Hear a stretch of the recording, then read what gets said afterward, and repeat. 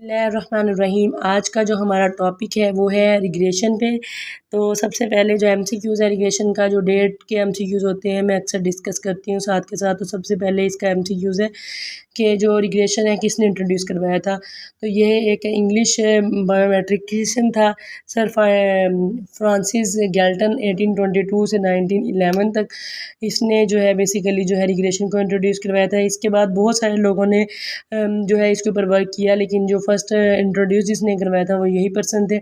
Today the word regression is use to quite different sense. अब जो regression का word है वो डिफरेंट सेंसेस में यूज़ हो रहा है। Regression is a statistical technique. जो रिग्रेशन एक स्टैटिस्टिकल टेक्निक है that relates a dependent variable, एक डिपेंडेंट वेरिएबल होता है, टू वन और मोर इंडिपेंडेंट वेरिएबल, जो कि डिपेंड कर रहा होता है एक या एक से ज़्यादा रैंडम वेरिएबल्स पे। ठीक है, बेसिकली जो है ये जो इंडिपेंडेंट वेरिएबल्स होते हैं उन पे। तो ये बेसिकली रिग्रेशन की जो है ये डेफिनेशन है।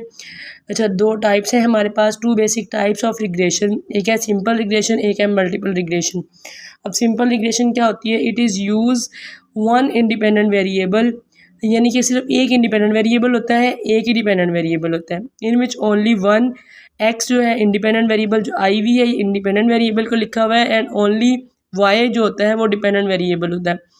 अब एक्स इंडिपेंडेंट और वाई डिपेंडेंट ये क्या है? जो वाई होता है वो डिपेंड कर रहा होता है एक्स के ऊपर। ठीक है, जिस तरह से एक्स में चेंजेस आते हैं उसी तरह से वाई वेरिएबल में भी चेंजेस आ जाते हैं। ठीक है, तो इसका इसलिए जो है जो एक वाई है वो डिपेंड करता है एक्स वेरिएबल पे।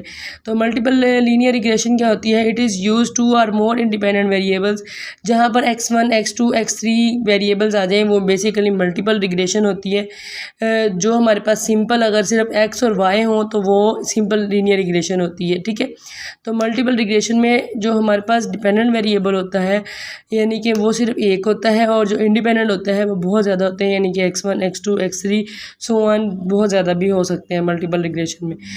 इन विच ओनली वन वाई, यानी कि सिर्फ मैंने बताया ना कि ओनली सिर्फ एक ही डिपेंडेंट वेरिएबल होगा और टू और मोर इंडिपेंडेंट वेरिएबल्स होंगे। ये सिंगल प्रिडिक्टर्स यानी कि सिंपल रिग्रेशन में जो है सिंगल एक्स और सिंगल वाई, और ये मल्टीपल में देखें x1 x2 x3 x4 x5 है और y एक ही होगा। ठीक है, ये रिग्रेशन लाइन बेसिकली जो है वो सिंपल की है, y hat is equal to alpha plus beta X. और ये जो हमारे पास रिग्रेशन लाइन है ये जो है y hat alpha plus beta one x1 beta two x2 up to so one beta N xn, यानी कि इसके अंदर x1 x2 x3 so one बहुत सारे इंडिपेंडेंट वेरिएबल्स होते हैं। यहाँ पर देख लें y जो है वो डिपेंडेंट वेरिएबल को कहते हैं, x इंडिपेंडेंट वेरिएबल को कहते हैं, जो अल्फ़ा है ये इंटरसेप्ट होता है, जो बीटा है वो स्लोप कोफिशिएंट होता है, और जो ये रैंडम टर्म है ये एरर टर्म है। ये भी फर्दर जब हम रिग्रेशन को आगे मतलब यूज़ करते हैं तब ये टर्म भी इंक्लूड होती है। एरर होते हैं, रेजिडुअल्स होते हैं। जी, तो हमारे पास है alpha is equal to Y bar minus beta X bar. ये हमारे पास अल्फ़ा का फार्मूला है, ये जो इंटरसेप्ट है इसका, और ये जो बीटा है इसका फार्मूला हमारे पास स्लोप जिसका है इसका फार्मूला ये हमारे पास एन सम ऑफ एक्स है, Y minus sum of X sum of Y, N sum of X square minus sum of X whole का स्क्वायर। अब ये जो है बेसिकली आपको मैं बता देती हूँ कि इसमें भी एमसीक्यूज़ आते हैं।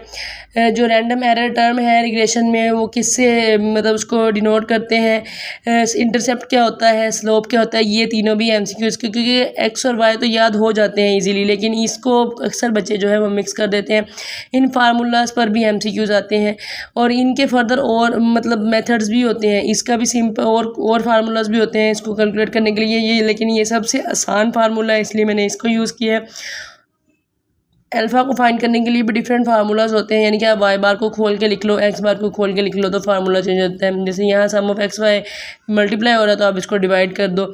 इस तरह से फार्मूला में चेंजेस आते रहते हैं, लेकिन आंसर कैलकुलेट करने से सब फार्मूला से सेम आते हैं। ठीक है, तो हमारे पास वाई हैट ये है अल्फ़ा प्लस बीटा एक्स। हमने अब न्यूमेरिकल करना है इसका। मैंने एक छोटा सा डाटा लिया है ताकि इजीली समझ भी आ जाए और इसको कैलकुलेट करने में भी आसानी हो। सबसे पहले हमारे पास एक्स वेरिएबल, वाई वेरिएबल, और हमने इस फार्मूले के लिए क्या चीज़ें कैलकुलेट करनी है। देखें, एन तो हमें पता है 1 2 3 ठीक है। सम ऑफ एक्स वाई जो है, क्योंकि एक्स वाई है, सम एक्स वाई का लेना है, तो हमने एक्स और वाई को मल्टीप्लाई करना है, एक कॉलम एक्स वाई का बनेगा। एक्स स्क्वायर की यहाँ पे हमें ज़रूरत है, तो एक्स स्क्वायर का भी एक कॉलम हमने बना लेना है। अब हमने करना क्या है, हमने ये सिंपल एक्स ले लिया, ये सिंपल वाई ले लिया, एक्स को वाई से मल्टीप्लाई किया, 2 1 ज़ा 2, 4 3 ज़ा 12, 5 6 ज़ा 30 करने के बाद इन सबको प्लस कर लिया। ये सम है, मैंने यहाँ पर लिखा हुआ टोटल, तो ये टोटल है। यहाँ पे स्केयर लिया एक्स का, 1 का स्केयर, 3 का स्केयर, 5 का स्केयर, तो ये स्केयर लेने के बाद इसको ऐड कर लिया, तो ये 35 आ गया। अब हमें इसके लिए किस किस चीज़ की ज़रूरत होगी, इसके लिए जिस चीज़ की ज़रूरत थी वो हमने सब कैलकुलेट कर लिया है। यहाँ पर टेबल के अंदर सब कुछ है, मैं आपको जब पुट करूँगी तो मैं बताती भी जाऊँगी कि ये वैल्यूज़ कहाँ से आ रही हैं। अब हमारे पास जो नेक्स्ट है, हमने ये चीज़ फाइंड करनी है। तो वाई बार किसके इक्वल होता है, सम ऑफ वाई ओवर एन, क्योंकि ये अरिथमेटिक मीन है, ये अरिथमेटिक मीन ऑफ एक्स है, ये अरिथमेटिक मीन ऑफ वाई है। तो हमने सम कर लिया एक्स का, तो ये एक्स बार फाइंड कर लिया, ये वाई बार कर लिया। ये 12 कहाँ से है, ये 12 है, सम वाई का सम, और कितनी ऑब्जर्वेशन है 1 2 3, तो n 3 पे डिवाइड कर दिया, इक्वल टू 4 आ गया। इसी तरह से एक्स बार में हमने किया, ये 9 डिवाइडेड बाय कितनी ऑब्जर्वेशन है 3, तो ये हमने एक्स बार फाइंड कर लिया। अब हमने चले जाना है बीटा फाइंड करने के लिए, यहाँ पे आ जाएंगे। ये फार्मूला है, यहाँ दोबारा लिख दिया है, देखें 3 हमारे पास n है, ठीक है, और जो 44 है ये कहाँ से आया, ये यहाँ से है। हमने सम लेना है एक्स वाई का, तो यहाँ पर आप देख लें कि ये हमारे पास एक्स वाई का सम है, ये हमारे पास सम ऑफ एक्स स्क्वायर है, ठीक है, और ये हमारे पास सम ऑफ वाई है, और ये हमारे पास सम ऑफ एक्स है, ठीक है।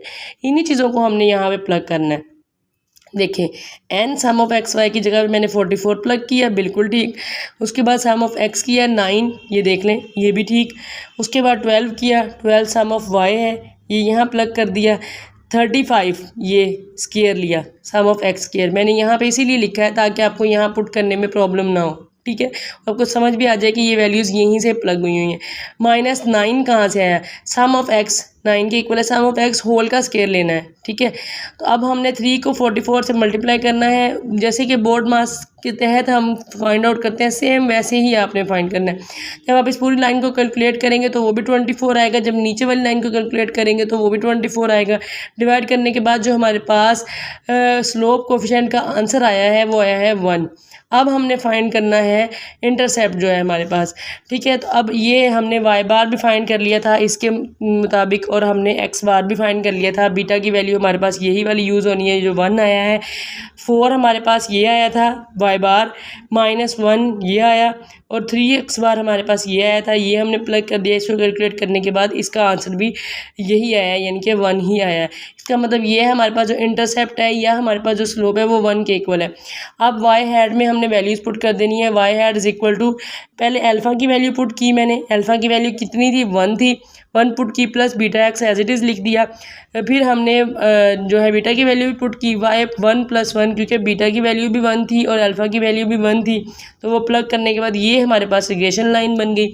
अच्छा, अब हमने जो बीटा फाइंड किया वो हमें क्या बताना चाह रहा है, the estimated regression coefficient beta is equal to 1 which indicate that the value of Y increase, जो वैल्यू ऑफ वाई है वो इंक्रीज़ हो रही है by 1 unit for a unit increase in X, यानी कि 1 यूनिट एक्स के अंदर जो इंक्रीज़ हो रहा है उसकी वजह से 1 यूनिट ही वाई के अंदर इंक्रीज़ हो रहा है। बीटा हमें ये बताता है कि जो है बीटा का जो आंसर होता है वो ये हमें बता रहा होता है कि एक्स का कितना % चेंज से वाई में चेंज आ रहा है।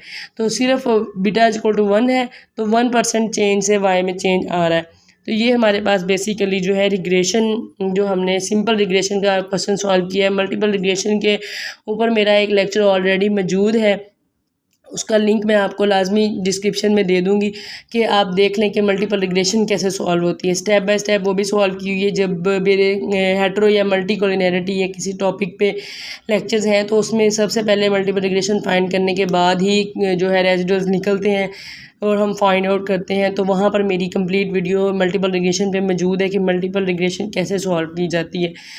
तो अगर आपको फिर भी समझ ना आ रही हुई तो कोई भी पर्सन आप में से कमेंट करके बता सकता है, मैं अकेला मल्टीपल रिग्रेशन पर के एग्जांपल पे पूरा लेक्चर डिलीवर कर दूँगी।